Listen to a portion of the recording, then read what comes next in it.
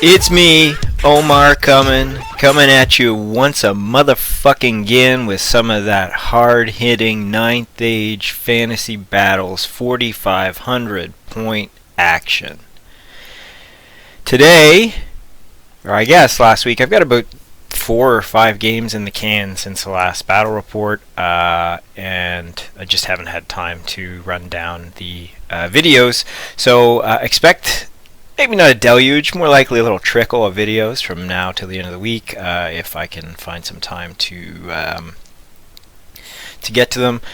Some interesting things to report. The Canada ladder has taken off in a big way, so that's been pretty exciting to watch. We've got maybe around 10 or 12 players that are playing each other actively, people from across this great and broad nation, playing at all hours of the day and night. So that's very, very cool to watch. And currently I occupy the number 1 spot on the ladder. So if you think you can topple the great one, you come at the king, you best not miss. So let's have it.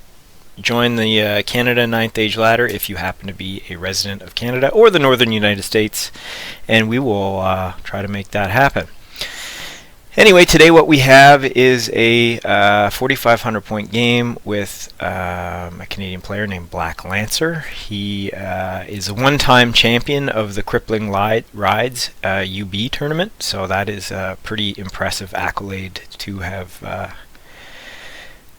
earned, given that those UB tournaments traditionally have quite a lot of international competition, quite a lot of high-level competition. So I was pretty excited to play him. He's as far as I know, one of the better Canadian players out there. Vermin Swarm player, so that says a little bit about the type of guy he is. However, we had a fun and interesting game.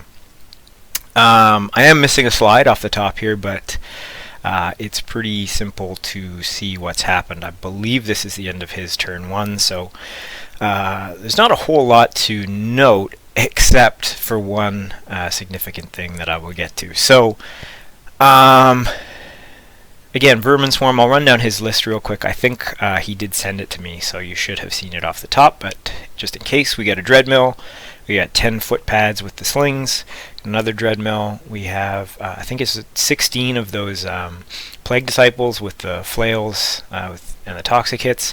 In there he has 2 Mechanists, and he did have a Wizard. A little foreshadowing for you there. He's got 5 Gutter Blades, 20 Vermin Guard. I believe they have the Lightning Rod in that unit. He's got one of those disgusting catapults. Then the Plague, or not Plague, but the I can't remember what the fuck are they called? Anyway, that's a Plague Pendulum with whatever the usual entourage there is. I think they're Plague Brotherhood, something like that. Anyway, he's got another 10 foot pads down at the bottom, another 16 of those flail dudes, and then another 10 foot pads with the slings on the far right. My list has changed only slightly. For this, I've started toying with the Hold Guardians, swapping out 1 unit of Kingsguard with some Hold Guardians, and that allows me to bulk up my Ranger units to 12 each, and also bulk up my Minor unit to a total of 12. Those 2 things combined give me a lot more small arm shooting options. The 24 Ranger shots can absolutely destroy most infantry. Anything that's not res 4 or higher pretty much gets decimated by them. So I think that's been a fairly beneficial change. It does reduce my fighting capabilities slightly. The Whole Guardians have far fewer attacks, but they do have the 3 stomps. So versus infantry they're good. Versus monsters, I think they're a little bit better than the Kingsguard. Despite having fewer attacks, they don't take as many wounds. And with magic, they tend to do quite well. So we'll see how that turns out. It is, I think, going to be standard in my list going forward, but here's where we're at. So, to run down his first turn, he moves up pretty passively. He does have sort of a shooting advantage with the 2 Dreadmills, the catapult, And I think he mainly wants to protect his Plague Pendulum from my cannons, so he's opting not to take direct fire right away. So moves up fairly passively, backs away from the Rangers in the eastern flank with his Plague Brotherhood guys in order to avoid taking too many wounds. And then in his magic phase, something really cool happens. He goes to cast, I think it's Haste in the Hour. It's one of those snipe spells. So he cast the snipe spell on my general, and he rolled, I believe he rolled 1, 5, 6, 6. So with that School of Magic, you reroll ones, and it just so happens that my fellow friend and competitor in this match rolled a 6 on his reroll, giving him a miscast of 7/7/7, meaning his wizard was immediately pulled into the void. And turn 1, first spell, and yeah, so I obviously allowed that to go through, leaving him with essentially 2 spells. I think Glory of Gold and the Breath Weapon spell on, I think one of his Mechanists had it, or perhaps his Plague Pendulum. So with only 2 spells left to contend with, he then cast Glory of Gold on his Plague Brotherhood, and I promptly devoured it, leaving him with just the Breath Weapon for the remainder of the game. So pretty neutered magic phase, very harmful magic phase for him. I'm not sure what his caster cost, but I think it was substantial. And with that, I will give it to my opponent, Ryan. He, from that point, probably could have just left the game and no one would have thought too badly of it, but he hung in there to try to eke something out.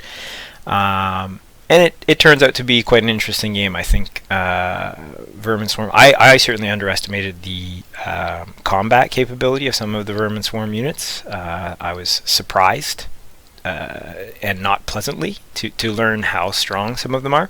But yeah, we'll see how things go. So here we go, end of Dwarven Hold's turn 1. I move up to start applying some pressure. In hindsight, I probably could have been a little bit more aggressive in the east, but the Plague Disciples lingering in the backfield there are still very scary. So both warrior units would crumple against them. So kind of being a little bit cautious here. In the center, I do need to get some work done. So we start heading up, preparing some sort of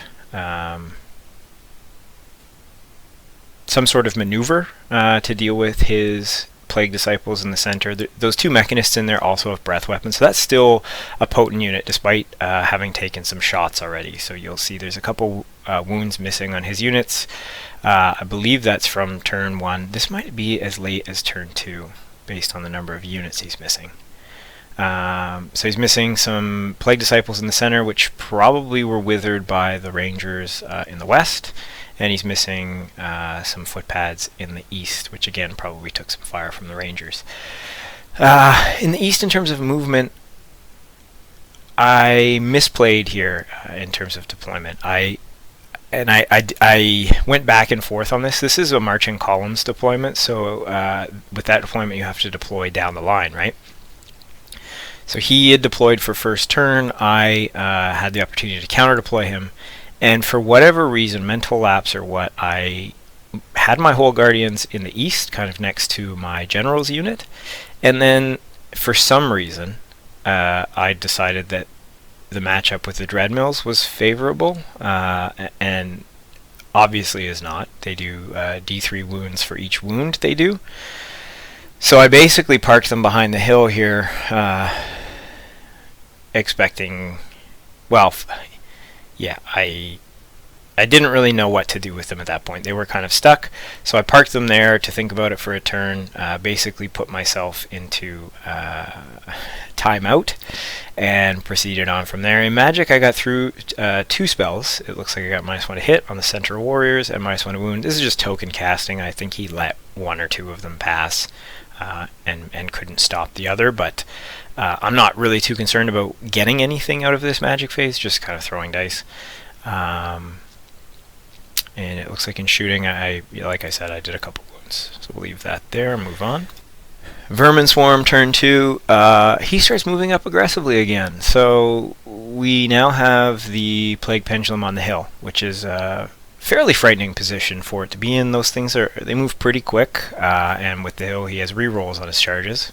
He starts posturing again with his Plague Disciples in the east.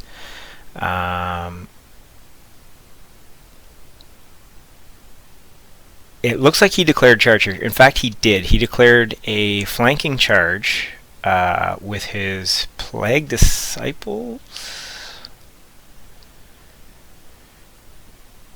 Yes, he declared a flank charge with the Plague Disciples on the warriors that are now fleeing in the east, directly in front of the Rangers, and redirected, I believe, at my general's unit. So that was a long charge for him that he failed. So they're trying to get in there and are now nice and close to my warriors.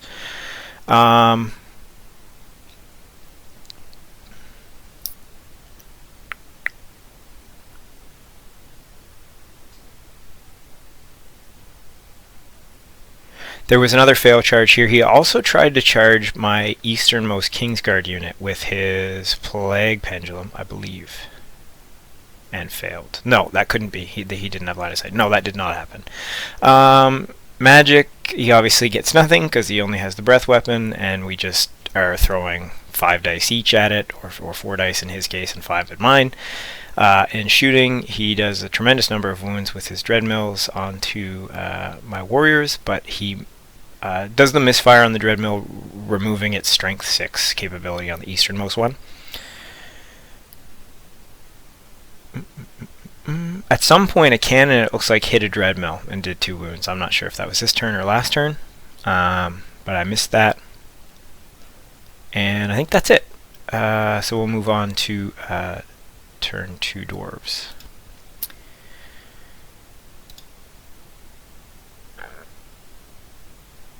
Right, so not a whole lot has changed here. I think in the center, I did not want to charge those Plague Disciples with the warriors. They could have very easily, but getting hit at initiative 10 and then initiative 4 or 5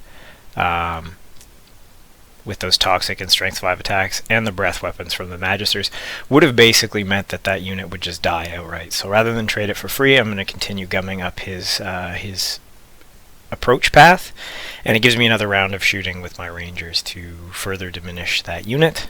So I do move up a bit, I think, to give him a flank in that case, with the overrun sending him into the flank of a second warrior unit. So basically my general's unit and my Kingsguard would have flanker rear charges on that unit of Plague Disciples should they charge, and that other unit of warriors stick.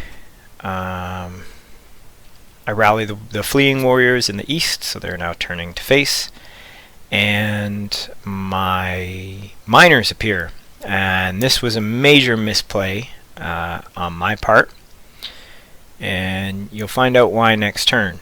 I had originally placed my miners to the left of that catapult with the option of charging either the back of the Vermin Guard or the catapult or those foot pads by the Plague Pendulum.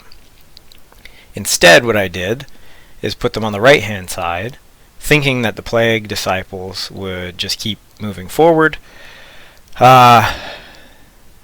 As it stands right now, I have 3 scoring units near that right objective. Both objectives are those little square stones you see. So I thought he would be trying to contest objective. I also failed to recognize that Plague Disciples have light troops. So you'll see what the result of that gaffe is in a moment. Had I placed them on the left-hand side, they would have been in a far safer position. They could have got the catapult for free. Instead, what I did, again, put them on the right, and I shot the foot pads that were sort of sitting in behind the pendulum causing a panic. My hope was that I could cause a cascading panic, given that rats are leadership bad. I did panic them, but they didn't go quite far enough or in an interesting enough direction to really do anything major. You see in the east, not really sure what to do against the Dreadmill. It's just too fast. He's avoiding my charge arcs, but we're going to keep pressing on down there. In the center, I've set up a little bit of a pickle, and that's sort of the intention. It looks like he played the lightning rod in his last turn, so that means I'm hitting everything on a 5+ in shooting. So you'll notice the impact that has on the Plague Disciples unit in the center. I don't get quite as many wounds through this time, but still managed to get, it looks like 2 or 3 out. And just got, again, some token magic. Now, the right-hand Kingsguard unit, I did intentionally get that -1 to wound on, because that is the most likely charge for the Plague Pendulum. Either by charging that center unit of warriors in behind the Chaffing unit, so that would give him an overrun into that unit of Kingsguard, but would still provide me with flanking options with my General's unit and with my potentially my Kingsguard unit to the right of my General's unit. So there is some thought involved here, and what happens is a bit interesting. So we'll proceed to that. Right. So here you see declared charges. Plague Disciples, no surprise, charge the flank of the warriors in front of them. The Plague Pendulum chooses to charge, as I planned for, the unit of warriors in the center. For whatever reason, I opted to flee. And that would have been probably an okay move, except I chose to move my anvil forward 3 inches. And the result of that is that by fleeing from the Plague Pendulum, my warriors fled through the Kingsguard, through the warriors, hit the anvil, had nowhere to drop, and then fled through the house off the board, so they evaporated. So that was a bit of a want moment, but hey, he redirected onto the Kingsguard and subsequently failed his charge. Okay, so now things are getting interesting. So, in Dorvanhold's turn, I charged the Gutter Blades with my General's unit, and I charged the remaining Plague Disciples with my 15 Kingsguard.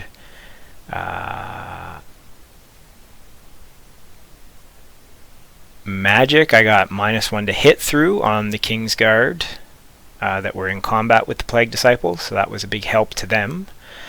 And I got -1 to hit through on the Miners down at the bottom of the map. So they've got a nice little buff there. Yet another gaff with the Miners, major misplay. As I moved them to try to limit the number of Plague Disciples that would get into them in a combat, I made the mistake of giving them a flank charge. I thought that I had reduced the number of models that would have a frontage on them, and in fact what I did was just give him my flank for free. So pretty stupid. Check your line of sights before you stop moving a unit, because that was a pretty dumb thing to have done. I think face to face we do reasonably well in that combat with the buff in. The toxic hits obviously take a toll, but I would have remained steadfast likely, and probably would have diminished that unit substantially in an extended combat. You'll notice I also have moved my warriors up aggressively, so they're going to have a charge on those footpads in their subsequent turn, and likely will break them. The result of that would be potentially having possibly could have had a flank charge on that unit of Plague Disciples in a subsequent turn. So that was the intention. The execution was a little poor, though.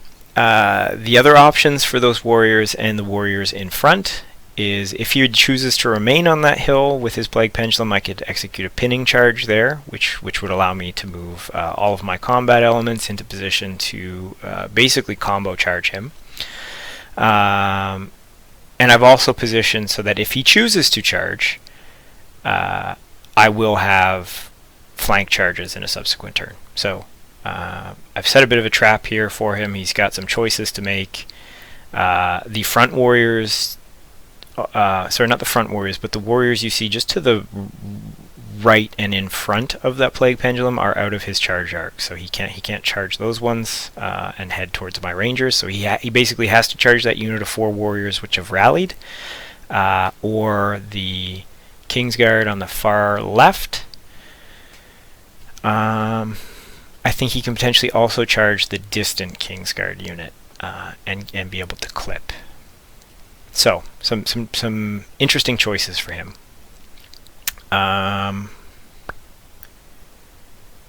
What else is noteworthy here? I think this is the turn I hit him with the cannon. No, it can't be. So I guess both cannons missed in this turn. Hooray.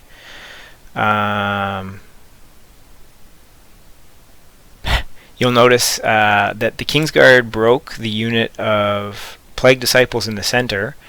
Not only broke them, did all but 1 wound onto each of the Magisters. So they're sitting there on 1 wound, but there is 1 Plague Disciple left there, making that unit decimated. So they're failing leadership rolls to rally, or they have a very slim chance to rally. So they're rapidly approaching those ruins that they'll flee through and take DTs, and I'm hoping that they'll just evaporate or run off the table. Them rallying would not be great, but not so bad either. And let's move on. Okay, so Vermin Swarm turn 4. There's a couple important charges here. First one being the Plague Disciples by the catapult. They obviously charged into the flank of those miners and made very quick work of them. In the center, something pretty interesting happened. So he charged his Vermin Guard into the Kingsguard, which had -1 to hit on them. He was only able to get about 4 models into combat with the other charge, the Plague Pendulum, on that small unit of 4 warriors. So in that combat, I think what happened was he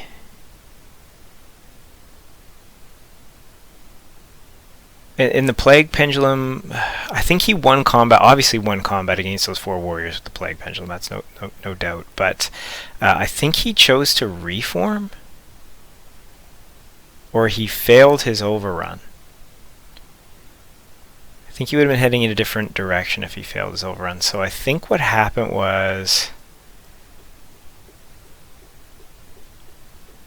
Oh, you know what? I think he had an overrun with his Vermin Guard into the flank of my general's unit. So his intention was to complete... No, that doesn't make sense. I'm not sure what he was trying to do exactly. This is a couple days ago. But I do know that the 20 Vermin Guard charged the Kingsguard. He was only able to get 4 units in. And with the -1 to hit, he only managed 1 wound through on the Kingsguard. In return, I believe I did about 11. It might have been a few less than that. 15 attacks, hitting on 3s and wounding on 2s. So I did a large number of wounds, and they failed their break test and were run down. And in running them down, those Kingsguard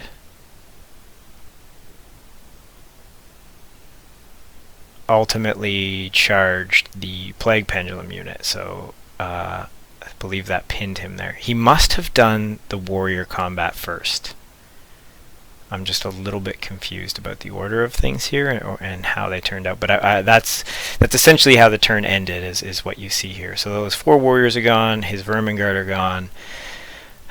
His Magisters failed to rally, but took no DTs on the way out, so they're all still there.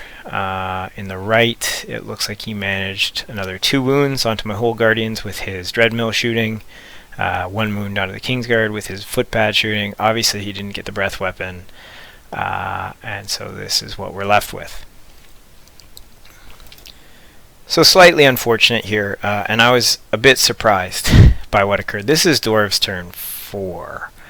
So with Kingsguard in the front, I charge the other unit of Kingsguard into the flank of the Plague Pendulum, and I charge those Eastern warriors that are facing the Plague Pendulum here at the rear of the Plague Pendulum on an 8, needing a 5. Unfortunately, they failed, and had they made it in, I believe this combat ends a little bit differently than it did, because that's 15 strength 4 attacks, plus the additional combat res of being in his rear.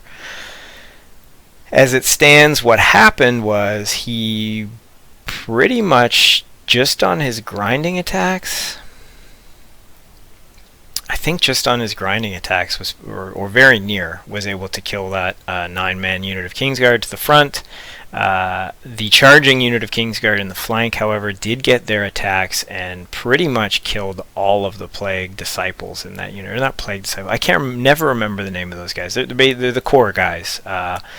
But he is stubborn, so he just turned and faced me after that combat. That was a bit disappointing. I didn't manage to get any magic through in this turn. I think it's probably the only turn I failed to get a combat buff through, and that will be impactful. So kudos to my opponent there.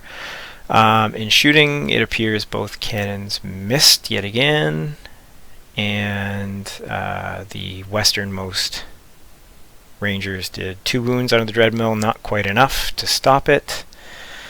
Kind of just playing Ring Around the Rosie over there. The General's unit is heading for that western objective. I'm fairly confident that the eastern objective is within my grasp, so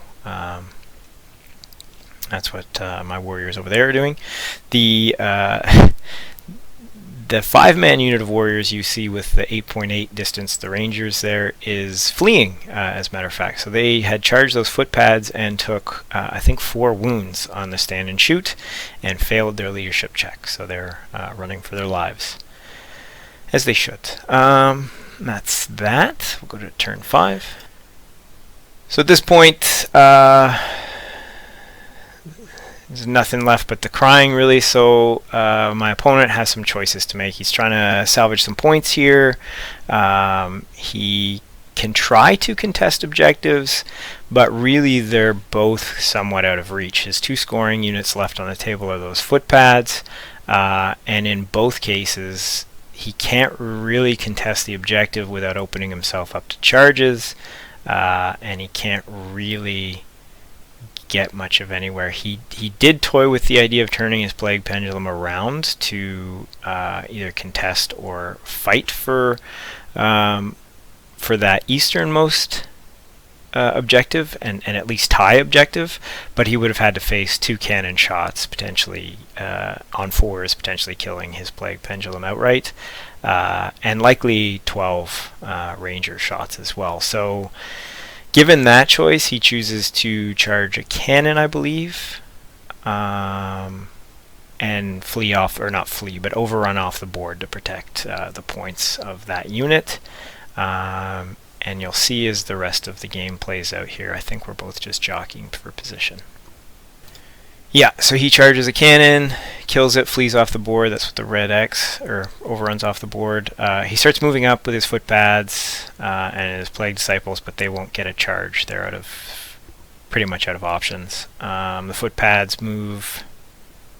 I think they are in range of the objective there, but they're in charge range of my general's unit, so I will choose to do that. Even if he does stick, I'll likely kill him, and I'll still be in range of the objective, so not too much of a concern there.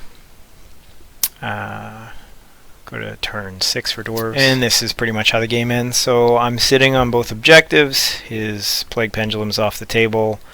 The warriors make it into the side of those footpads, but they remain steadfast.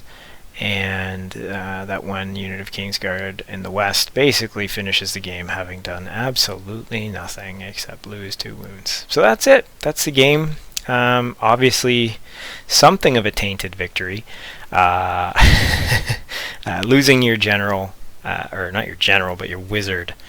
Might have been his general too, as a matter of fact. I'll have to check his list for that. But losing that off the hop on your first spellcast of the game is costly, no surprise. I think if he had had his buff spells, his snipe spells, and the ability to sort of dictate the game in the magic phase a little bit better, he would have had a much stronger chance at survival. I made some pretty not so good mistakes in this one, and I think let's just say I'm not too proud of this one. It could have gone better. I do think the trap I had set in the center was pretty good, and I probably could have just applied a different spell of some kind, or I could have got, if I had got a buff in, it probably would have gone a little bit differently. Cannons were also pretty disappointing in this game. I think they had at least 3 opportunities to spike the Plague Pendulum that they failed on. So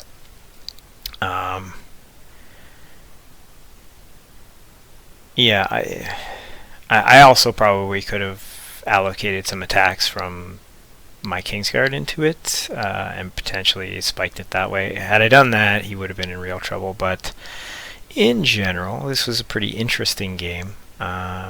Pretty tough list. I think I certainly had the advantage in shooting, even though his Dreadmills did a fair bit of work on my Hole Guardians. I mean, if I could take a couple things back, it would be how I had deployed my Hole Guardians so that they didn't have to contend with the Dreadmills. I had the ability to do that. I had the option to do that, and I didn't because I'm bad. And the other thing is how I deployed those miners. Light troops is a very, very powerful rule, and it's probably worthwhile to make sure that nothing nearby when you deploy those miners has it. The alternative deployment location for those miners could have been in the west with the Dreadmills. Appearing behind one of those Dreadmills basically would have made it impossible for him to hide any longer. So they would have had to face the 12 AP2 Strength 4 pistol shots. I just found out pistols are AP2 yesterday. I thought they were AP1 for my last 20 games. So that's a nice little shadow buff. So there you go. If you didn't know that, there you go. I have no idea why anyone would ever take throwing weapons when they have that as an option. But different strokes, I guess. That would have probably won me the western flank for a joke, and I probably could have kept my general's unit committed to the eastern flank. So a couple very bad mistakes, but I don't think anyone ever plays a perfect game.